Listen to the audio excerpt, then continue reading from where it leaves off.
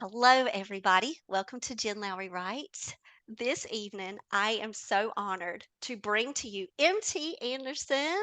Okay, guys, this is going to be a treat for all of us. He's a best selling author. He's got such a long list of books that if I read them all out, we would just be sitting here for the next 30 minutes reading out all of your book awards. New York Times bestseller, National Book Award. We've got Feed. You've got a new book coming out. And really, that's why we're here, is to really talk about your journey through all of your books, your collection of works, but to also celebrate your April 11th release right around the corner. And you've got Elf Dog and Owlhead that's on pre-order. So you guys, I've already got it on pre-order. I cannot wait for April 11th to drop. So hello, welcome to the show. Thank you very much. I feel even just from your voice that there's like a whiff of southern warm air up It here. is. It's literally right here. I'm in Vermont. I'm in rural Vermont, and it is snowing out, which I love. I love, but it is nice to have just like the scent of like orange blossoms or something. Yes. It's somewhere in the future, you know? Dogwood trees. We will say dogwoods in North Carolina. Okay. And I will also say that today was very warm where I'm at. Mm. And it was a lovely day to go walking, and there was no snow in sight. And now, but with North Carolina weather, we're going to be like 49 as a high on Saturday. So it tricks us. It always has something up its sleeve where it's going to trick us with weather here in North Carolina. I don't know. Vermont and snow, those sound so lovely. It is. Well, your books are lovely. And talk about a career from picture books, graphic novels, young adult, middle grade to adult. Woo! Let's just praise hands. Come on, talk about Oh, that. Talk about how all of that came together for you. well, it's just, I mean, I think it's just so much fun to challenge yourself to do something you've never done before. And so for me, the idea of like doing a picture book or doing like a picture book in rhyme or a picture book that's nonfiction, but is a, like I've done picture books about like Handel, who wrote the guy who wrote the Hallelujah chorus, Hallelujah, that guy. Or doing then a huge nonfiction book about Russia during World War II and the siege of Leningrad. And it's the opposite emotions of any picture book in that it's entirely kind of like dark and about the harsher places in the human soul, and then doing like comedy books for kids. Like, I don't know that I do them all well, but I certainly enjoy doing them. And that's Well, that's why you do them well, Pals in Peril, as another series we can call out right now. Come okay. on, Mummy Mom. I mean, so if we think about doing things well with that joy around it. Mm, yeah, I think the Yeah. joy is absolutely necessary. I mean, frankly, for one thing, being an author by and large is not a profitable enough job to actually do if you don't love it. And if you do find that you love it, you're going to do it regardless of whether you're published and whether you're making money or not because you love it. But also, I think that your question about like doing a variety of things is a great place to start, in the Yes. way that I really hope that your listeners will, in their own lives, like take those kind of risks and go, look, I'm going to try this thing, because sometimes it does mean you're going to try and fail. Mm. And I have books, I have whole novels that are like hundreds of pages long that have not been published because they are failures. And that's fine. That's fine. Like, I learned a thing. I had a great time doing it. But like, you should know that like it's wonderful to try, but it's also hard, especially if you're an adult already. It's hard to try something new and know that you might fail. That's something we're not used to. But kids remember what that's like. Adults kind of don't, if you see what I mean. Yeah, because it takes one, courage. You called it that risk taking, but there Right, has to be this purpose behind it too, that no matter what the outcome, right. I do this for the love of taking a blank page Yeah, and just allowing whatever it is that's here and here to just go and let it exactly. be. Right. Yeah, That and it's like if I think that people who are naturally writers, they hear the idea of a blank page, and sure, sometimes the blank page is scary, but oftentimes when they're like, especially if you're doing something else, if you're like doing like heavy duty work or cleaning the house, suddenly the idea like, wait a second, I could just sit down with a blank page in front of me and like anything I care about, I could put down on paper. I think that that experience of excitement is so central to what we do. And it's great when people feel that. and I read something where you talked about the intelligence of our youth today and Mhm. never underestimate the power and the passion that our readers also bring to the experience. Yeah. Yeah. Because and you said about having, like, just an accidental run-in creates these moments where you go, "Wow." Well, I mean, and I'm sure anyone who is a teacher out there or a librarian can tell you something that happened literally this week where someone came into their room, some kid, and like said a thing that totally floored them. And like, oh my God, you're 13 and yet you have understood something incredible about the world, or you have thought to yourself in an amazing way, or you know the most incredibly bizarre facts, whatever it is. You know what I It mean? is, it's so true, and it Right. is that quirky, vibrant, colorful palette that youth bring to Yes. a conversation or to an experience that as Right. adults, when we get to have that blank page experience, if we could just somehow tap into that, that is Right. like just pure inhibition, just it's out the wind, it's just go. And Yeah, and that's where it becomes magic, joy, regardless of the outcome. Let us just do absolutely. this for the love of words and Right. story and for the honoring of the work that's also come before us. Mm-hmm. Yeah. Yeah. And also the honoring of those kids. Oh, Like you for think to real. yourself, like, I mean, especially if you're a writer who has a classroom or whatever, you know, there are gonna be like you're picturing like four kids, maybe five kids or something from that class. You're like, I don't care if all the rest of them like it, but if these five read this and they're like, Just one. wait, just one, if Just this one. just right, I'm happy exactly. with the one. Let's Right, get absolutely. If someone one. reads this and loves it, first of all, I used to say this like when people would say things like, well, your books aren't for everyone because they're kind of eccentric or whatever else. I was like, just remember, if one teenager from every school in the United States likes your book, you're a bestseller. Yeah, You know? yeah. I'm just trying to even I'm not even gonna do the math. I'm a literary person, not a math person, but I'm Right, telling you that would be right. a lot. Right, exactly. So anyway, I just think yeah, and that's one of the reasons why teens are such a fascinating audience to write for, because you know, they're grappling with ideas the first time. I mean, you must remember this. Remember like when you're, I don't know, like especially when you're like 12 or 13, 14 maybe, and you have those moments where like some kind of Twilight Zone idea suddenly occurs to you and your friends. And the Yes. like the weird thing about it is you've actually never thought it before in your life, and suddenly you're like, wait a second, what if everyone is an illusion but me, or some idea like that, or like what if the stars are just holes in a giant sphere, whatever it is. You know, you think these things and suddenly like, you know, your head blows up, and it's because you've never thought those things before. And I think that we get used to the kind of set of typical thoughts when we're older. Except And one of the you, except you, because now I'm gonna call you back because okay, what if there is a boy named Clay that goes yeah. to an adventure in the woods with a dog?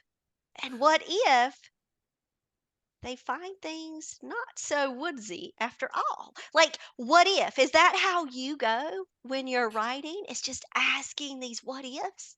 Well, in this, okay, so what you have very generously inserted into the conversation, beautifully, like a piece of cheese into a sandwich, Uh, is was yes, okay. I'll be is the yellow craft cheese. That's what I like. So just let me oh, clarify. I want to give specific details. Go ahead. um, yeah, um, so that's the plot of Elf Dog and Owlhead, which is the book of mine that's coming out for kind of like 9 to 12 year olds, I'd say that kind of age range. And there, what my idea was was what if you were a really lonely kid and then you met a dog who had escaped from a kingdom underneath a mountain. So you're living in the normal 21st century world. In fact, the world of COVID, though I don't really make a Yes. big deal out of it, it But you mentions, do say plague and you do say world, shut down, and you do yeah, say I'm stuck here with video games or a right. sister, right? Right. Which both of them being a bad idea, the combination of the sisters in the video game. For Clay. Yeah. Right, exactly, right.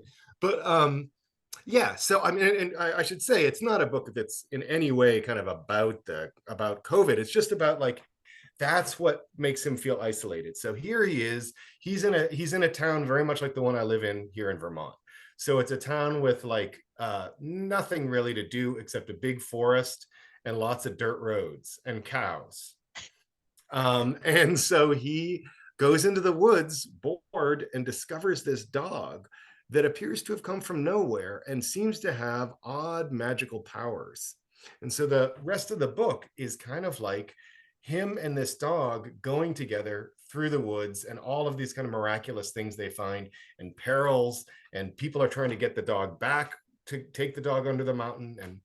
And so can I tell the story of how this book came about? I must know it, please. This was my life during 2020. I was stuck here alone in this tiny little house in Vermont, and the I had a dog who I dearly loved, who had just had a very close brush with death. So Mhm. she was a dog I absolutely like. She was my one companion, and then right before the pandemic started, she had symptoms of something really badly wrong, like a tumor, Oh, and she just squeaked by. And so by the time the pandemic started, there was a feeling that she was almost miraculous because she had recovered from a thing when I was told she was going to be dead in 3 days. But there she was, not only recovered, but like we were taking 5 and 6 mile walks every day in the forest. look at And her. so I set out to explore. So there are 100 miles of road in my town. Only two of those roads are paved.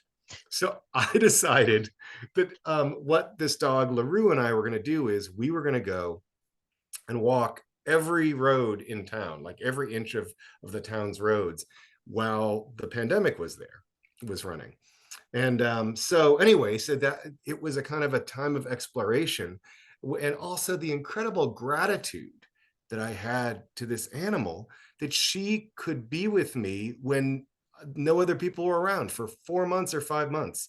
I saw basically no other humans except at a distance.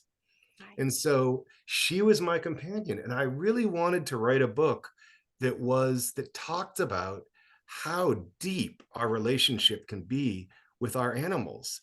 You know, I hate it when people talk about them as if they are just a creature around the house. And in some houses they are. In some families they are, and that's fine. But I know that for me and for many others, they're yeah, there you go. Yeah, like an essential part of your family, right? Like my dog son, Rambo. What is his name? Rambo Yeah. was my dog for 6 years. I loved my English Bulldog, and he was like a son to me. He was a part of the pack. Now, he might have been the leader of our pack. Right. I wasn't pack leader, he was. Loved him, adorable. And now we have a bunny pet, Florabelle. So Florabelle is now a new member of our family. So we have a rabbit in the home and just absolutely adore her. So I Those get it.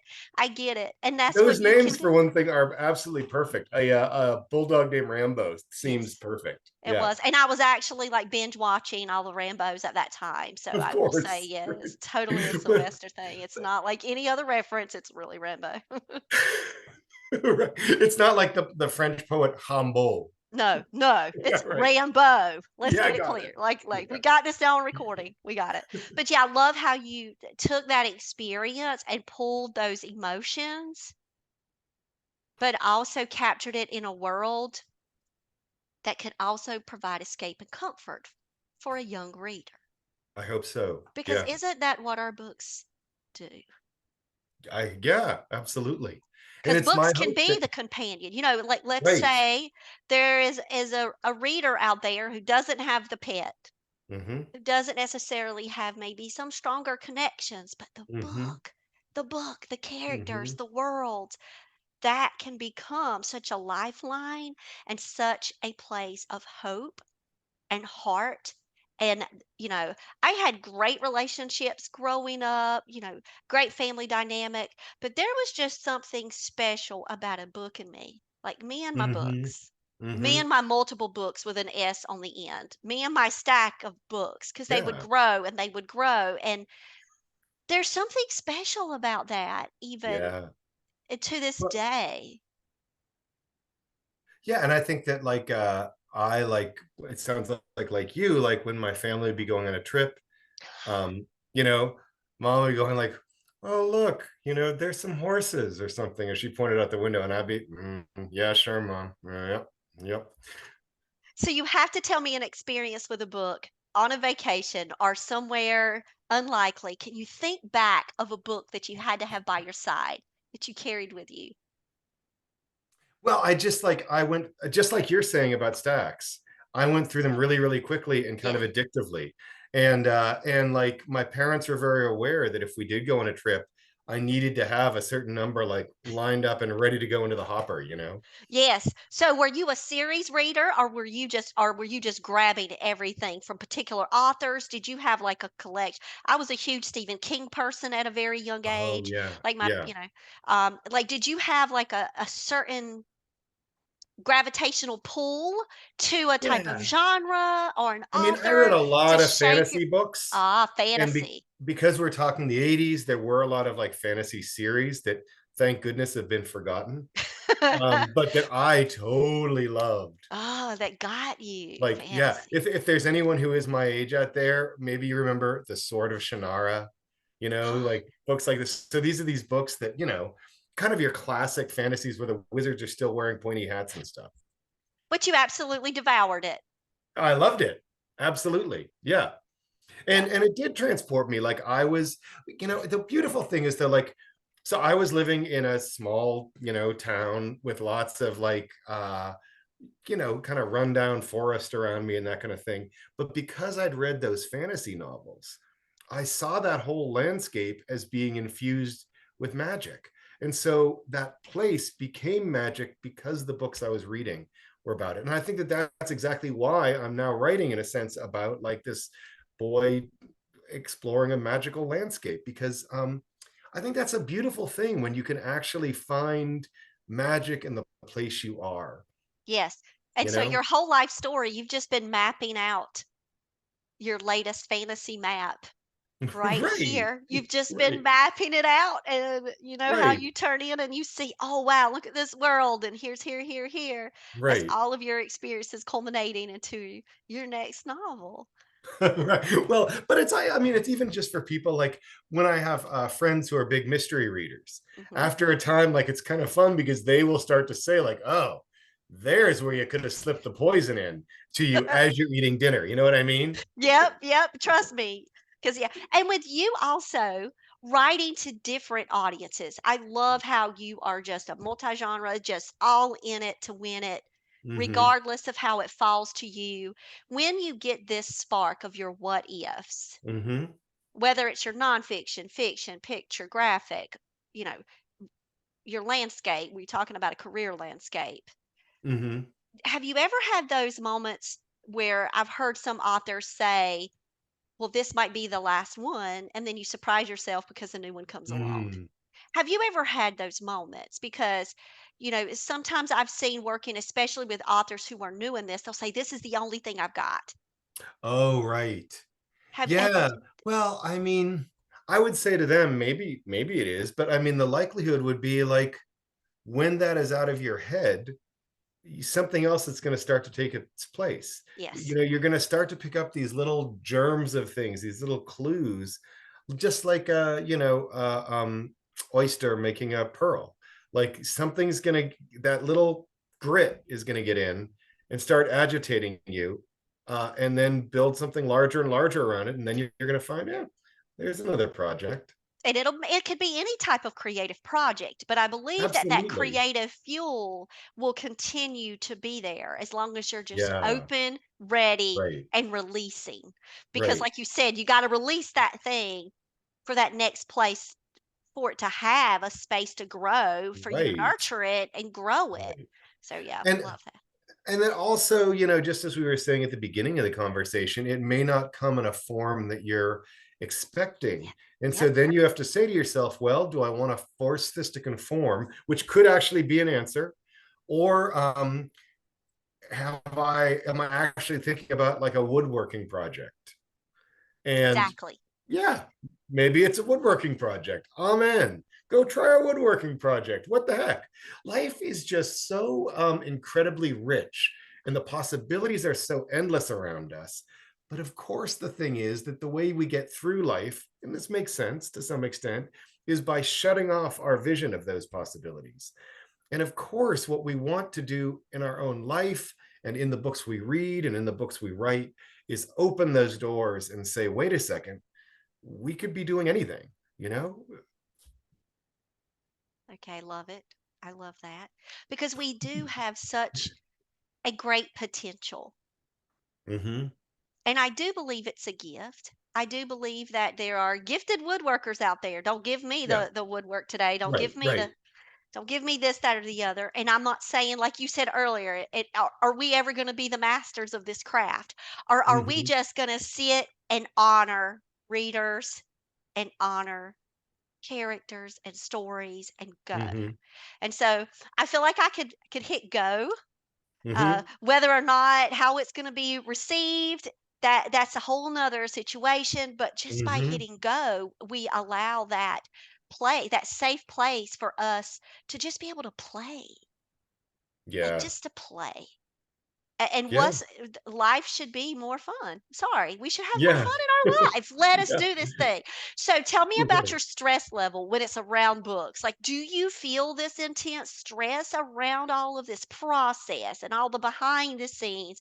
How have you navigated all of that since you do have such an amazing career in this world for this Oh, author thank world you. we live? Yes. Well, I would say that the stress level varied a lot based on what the project was. So, for example, Elf Dog and Owlhead, I was just in heaven writing that book because I just like my dog had escaped death. We were going for walks every day, long, long walks. So for one thing, there are like, what is it, endorphins or whatever it is. It's released by Yes. that. So there's the natural high, and then just like coming home and then making up this story that that was so much expressing exactly what I wanted to express. Like to me, that novel was one of the happiest and easiest writing experiences I've had. But I mean, not every book is like that. I mean, I wrote a couple of books set during the Revolutionary War. They were novels, and I wrote a big nonfiction book set during World War II. And for those, there's a kind of intensity of research and an intensity of the emotions you're describing. I mean, you're like in the either case, you're talking about these uh, kind of brutal scenes at the edge of human experience. Excuse me, human experience that have to be described somehow. And you're, frankly, in learning about both of those things, you're also learning things about human nature that are very, very ugly. And also you really want to get things right. So Yes. that is a very different kind of level of stress because you're like, this is tremendously important material that is very difficult and sad. And yet I somehow have to get all the details in place. And that is stressful. And so, when you talk about fun and that kind of thing, it's not exactly fun in the instances of something that intense, but it still feels important to me. It feels like Mm. it is saying something I need to say. And so when those books are done, I'm very proud of them, even if they are not like a romp. But they're rewarding because you Yes. understand the impact Yeah. of what it And can also bring. right, right, right. And rewarding just in doing it. And then in Yes. in the thought of like, oh my gosh, like I actually in both of those books, the Revolutionary War ones and the Russian one, both of them each took 5 years to write. but just thinking like, wow, I navigated all that. I That's the actually challenge, right? You said right, earlier, right, you got to get yourself up to the challenge right, and go, right, whatever that calling is or right. that storyline or that Yeah. place. And there has to also be in those moments, in the challenge, no matter, and it's such that responsibility that you're talking about Mhm. to honor that time, space, and human Mhm. experience. But then at the same time, you've got to carry that because you're storing all of this information too, and then you're having to filter and move. So that Right. has to be an emotional ride for you, Yeah. putting yourself in those vulnerable positions because it is a vulnerability that we do when we are trying to capture human emotion and Yeah. truths, right, of what is truth, in And those time spans. But you know what I mean, like that has to also be a burden, but then it mhm. also has to be the lift at the same Mhm. time. It has to be. Like I've never written in that way, but I can just imagine it being the burden and the lift because you're Mhm. burdened with the responsibility, but you have the lift knowing that you've got to keep going. You've got to Right. get this finished because it's placed on your heart to do such a thing as that. Well, and also the lift is when you feel like, oh, I got that. I worked that thing around so that it actually operated and worked the way I needed it to. Like there's that thing about just being like, oh, I said what and but here's the thing. Here, I would say that if you if you want a book to change your reader's life, that book has to change your life as you're writing it. Okay, we You can know? stop here. Let's quote that. Like, let's quote that author. Let's quote it. Let's clap. Everybody just pause. Yes, because it is truly an extension of how is it impacting us Right. before it even gets out there. We're the one. We're the one Right. before it becomes another one. Right. And I mean, I feel like I understand the world differently because I wrote those books. And frankly, even though this Elf Dog and Owlhead book is was so fun to write, I also feel like it changed me in the sense that the act of writing it during the pandemic was itself an act of joy and was an act of connection with that very, very beloved dog, who I'm sorry to say, about a year later actually did die of an unrelated thing. So I had this sort of like this extra year, almost as if I'd been granted time with her, just so she would make it through the pandemic with me. Yes. And it was like, to me, that whole time was magical. Like I will forever look back on that as being like the warmest, most beautiful summer and the time of this kind of intense connection with another living creature. And the book does not have that kind of like the sorrow of that in it at all. It's not that kind of book. It's a has a very happy ending. you know Right. um, but I'm just saying, like, Spoiler I alert, happy ending. You don't need right, spoiler alert, happy ending, right? The to. dog does not die. It's Well, always a see, now very that's important because that's the yes. first thing that my son, like, we're reading a fantasy novel tonight, and he's telling me to text my author, do the sailors die? Because if they die, I'm going to cry. And if this ship sinks, then I'm going to cry for 2 days. Can I just Right. find out now? And so I already know the answer, of course. And I'm just texting her, and we're just dying laughing over my son's like 15-year-old Yeah. exaggerated self Right. over, and that's the first thing he'll ask when he sees an animal in a book. Is it gonna die? So yeah, Yeah. guys, you Did you can read what read was at the book? least this part with ease. Oh my gosh, how What many? was the Patrick Ness book? The Knife of Oh my gosh, a monster calls. I cried so much at that Patrick Ness book. I cried so much reading that book, but it was a book of healing for me. But I will tell you, ah. that man is a genius to make me cry for so long in a book. I didn't Well, just cry one page. Let's just say I cried throughout. he has another book Oh, where there is a talking dog, a very wonderful talk. No, no, no, no. The dog dies, and oh, and I was just like, everyone who reads that book, including me, were devastated, and oh. everyone just like goes on Twitter and they're like, Patrick Ness, why did you possibly do Why? this to us? Why?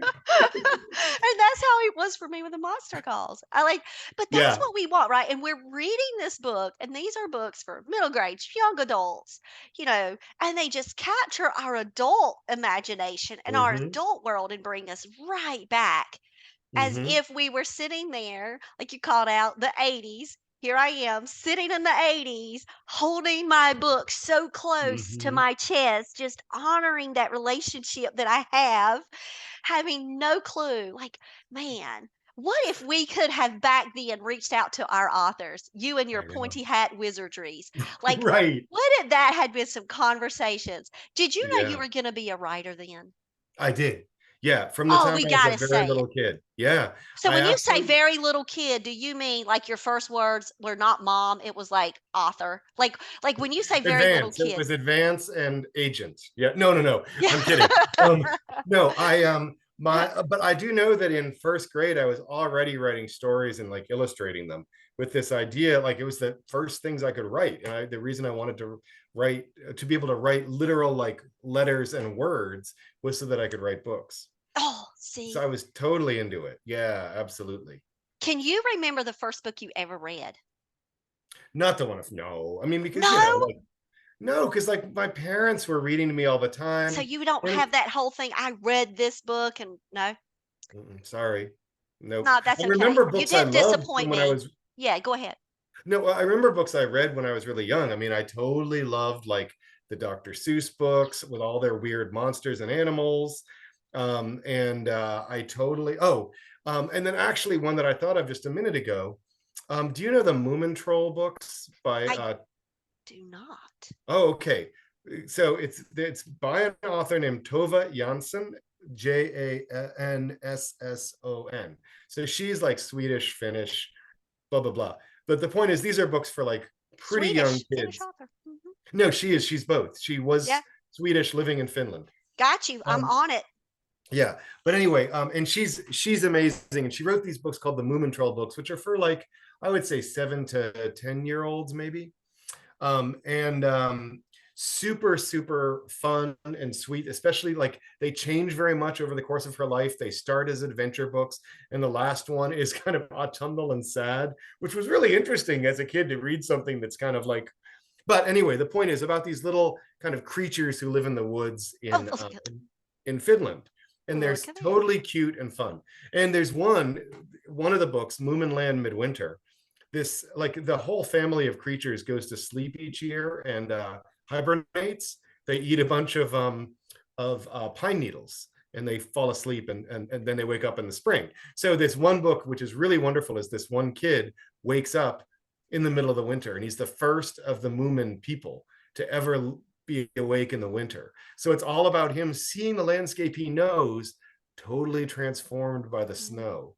And one of the episodes in it is that he sees a squirrel, a very stupid squirrel who's running and jumping and hopping right into a storm, and he warns the squirrel, and the squirrel won't listen to him and stuff. And then you get the sense that the squirrel's going to die.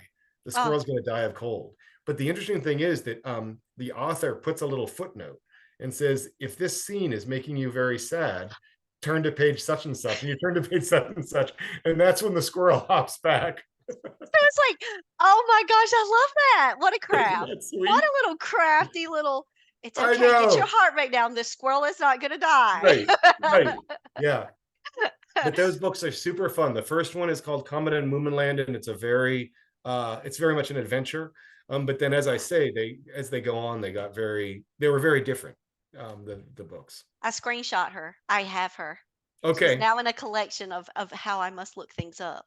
And Okay. so you knew early on Hmm. that this was going to just be a path that you had to take with full passion. Yeah. And Yeah. so going straight in, think about high school experiences. Were you writing novels or picture books or Yeah. at high school level, were you fully fleshing these things out? And So one of my books, The Game of Sunken Places, is actually a book I wrote when I was 16. absolutely love it. Yeah, it wasn't published until years later. And of course, let me say to anyone who is, um, pardon me, 16 years old out there, I did actually totally, I mean, really revised it as an adult.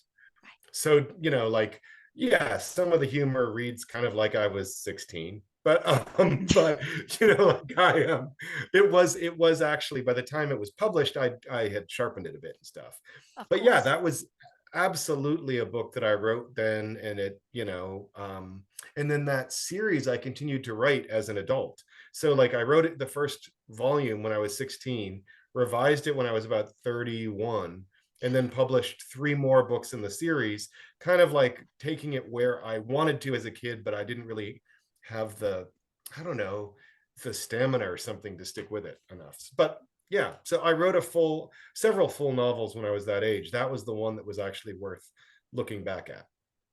So there's another tip right there. Just continue Mm, to write. You never know when. yeah. You may have something to come back and visit you again that Right, does need that work and that shaping and revising and right, all of the good things based on our lovely experiences that we continue to have in this world. right. But don't stop. Just keep No. going. And also, like, I would also say to people try to write a journal when something really interesting happens. Oh, you have one? Is that what you're about to pick up? There you go. Always Yeah. beside me, And like always it's here. but when you're writing your journal, say to yourself, I want to write this because I will read it in like 30 years, 40 years, or 50 years. And so remember, I may not remember who any of these people are and what any of these circumstances are. So how do I make this story that I'm telling now about what happened to me today interesting to someone who doesn't know the circumstances? And that I Okay. think is a really interesting way to approach it. So that is also going to tie into what I actually wrote today. Oh, you're Which kidding. yes, which says he writes, but it doesn't say who he is. So I'm really hoping 30 or 40 years from now, when I'm 90, I'm gonna be able to go back and say, "Oh, that he actually refers to M.T. Anderson because that is the night that I met him. He writes." I love Right. writing for young readers. I love their passion. I love their commitment to stories. I love the way their heads are exploding with all the things they want to say and do. Thanks to them and to you for reading the things I've written. And those are your words, by the way, that I Yeah, grabbed and snatched and said, wow, he captured my thoughts exactly. I'm going to add that to my journal today. He writes. that's nice. Yeah, So that's so great. and then, of course, I have Elf Dog and Elf Head here as my pre-order, and I love the phrase, "A boy and his dog," or "A dog and her boy." Love it. I wrote that because it's just such a thing in quotes that I had to put. But when I see things, I just capture them in my journal. It may not even be about all the presentations I had to do today, right? No, Or the things in my job or this or that. It's what right. inspires me. And Right. your words in that speech that I randomly found online has now made a permanent Sharpie blue in my journal that will never go away because that's what words can do for people. Mhm. Yeah. And but what exactly what you're saying, like if you're going to write a journal, I think, yeah, don't write about just everything that happens. Decide like, oh, like a really funny thing particularly happened at lunch. It's only two sentences long. That can be the whole journal entry. Don't feel like you have to describe everything. Just describe the funny thing that happened at lunch. Just describe the way that something fell out of the sky and hit the ground in front of you, or whatever it is.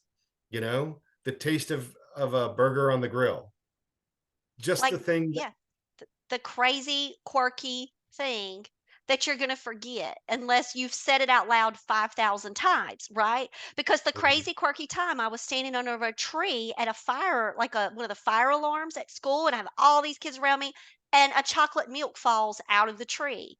And no one had catapulted it up there. It just fell from the tree. So I'm thinking, okay, so we've got critters around here who love chocolate milk, and they just happen to lose their stash. And so now I'm thinking of all the squirrels in our schoolyard who have collected chocolate milk. And I mean, things like that. If you say it over and over, you'll remember. But what are all the other things that we miss when like you Right. said when we first started, observe it. You're an author. I should be observant. Y'all, he were having to read through the hair of where I'm actually from. So think about being observant and how does that really play in? I mean, you've already told me that because you talked about your experiences in the woods and the walking trails and but being an observer of life and then capturing it somewhere so we don't forget that impact that life experience brings, whether it's Right. a moment. Like you said, you don't have to tell the world a whole story. You can do a sentence or Yeah. two. Absolutely. Yeah. Love that. So there's Or, another tip, like, guys. Another tip. yeah. Write it down. Or surprising emotions that you felt at, like, you go to 4th of July fireworks, but there's something there that makes you really sad. Like you suddenly see, oh my God, my aunt is totally aging and I'm terrified about that. Or the person I bring, the date I bring, we actually don't have a good time, even though we're supposed to have a good time. That kind of thing is equally interesting. Like to Yes. say, oh, here's a setting which should have been one way, but it turned out to be this way. Because memory is going to shave off a lot of that. And suddenly you're like, it was great that year when I went to see the fireworks, You'll you know? completely miss the little nuances that can Right. actually maybe just turn out to be the next human emotion experience or quirk that might find itself in a book somewhere, short story or a poem, or while you're woodworking and you're having to try to carve out that, firework experience, how it's not so good, but you could turn it into something here and keep it in wood. I mean, I feel like what you're saying is so small. It's a small thing you can do every day, Hmm. but it's also something that's very impactful you can do every day, Hmm. just to allow the creativity. Do you have a schedule when you write? Like, that's another thing I always love to, like, do you do a certain word count, a page? How do you set up that routine? Or do you even Well, have a routine? I do kind of have a routine. And, it, like a lot of people talk about wanting to or needing to write early in the morning. And I wish I could, but I can't. I'm just like, I'm not really fully awake until about 3 o'clock. I mean, I get through the day from 8 until 3, but It's not so your best creativity self. That's what you're saying. right. Yeah. And you know what I actually think though that it is it's almost like I need input from the world before I can create output.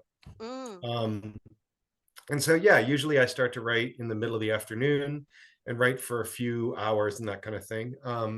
And Yeah, so I do kind of have a schedule, though it's based on essentially like, oh, but here's the like, my schedule is not interesting, but what I think I can say that is useful is giving yourself permission to have the schedule that your body and your mind appear to have, Ah, to want.